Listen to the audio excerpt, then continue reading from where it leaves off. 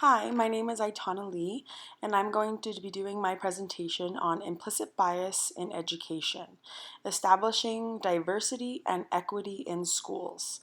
This is a professional development that I would do for my elementary school, El Dorado, in Lancaster School District. The agenda for today is we're going to do the introduction, and then we're going to talk about what is implicit bias and what is it defined as. We're also going to look at real world examples of implicit bias and how we can see it in the classroom. And we're also going to take a look at effects and impacts on student learning as it relates to implicit bias. And teachers and admin, we're going to look at all of that. We're also going to look at strategies to decrease implicit bias. We are going to take two kind of breakout groups. We're going to do one, it's more of an individual one, and we are going to talk about our individual experiences with implicit bias and kind of like reflect on it. And then our second one is we're going to take action and we're going to promote equity in the classroom and more of a positive environment in school. And we are going to name and identify places where we see implicit bias in education. And then finally, we're going to do final tips and takeaways for this presentation. What is implicit bias? Implicit bias is the unconscious attitude or stereotype that is placed and affected by individuals' actions and decisions that we make every single day. So as teachers, staff, admin, we meet new students every day. Teachers, new students come into our classroom and we meet them, and sometimes we have opinions or we make assumptions based on meeting that student for the first time, maybe on their gender, on their race, their ability to do things, their behavior, or their disabilities if they have any. We kind of make judgments right off the bat first meeting someone. So there are two kinds of bias, explicit and implicit. Explicit is very intentional and it's very conscious. Implicit, the one I'm doing my presentation on, is automatic, and sometimes we don't even know that it is happening.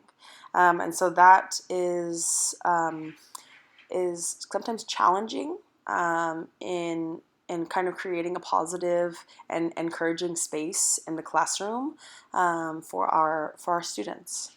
Implicit bias can conflict with or contradict sometimes our own beliefs.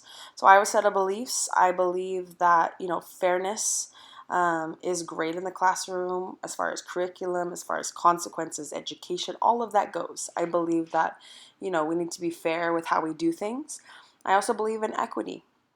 But off of meeting someone new for the very first time, sometimes we make a quick judgment, kind of internally, without even knowing it sometimes. And that is based off of stereotypes, based off of things that we've heard.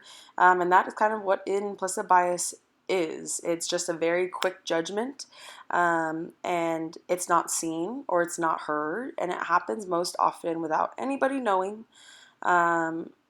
So that's what that is.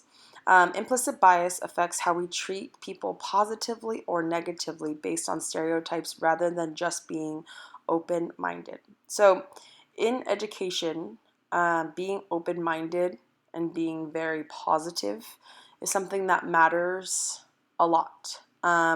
It We should not be judging our students. We should not be already putting them into stereotypes.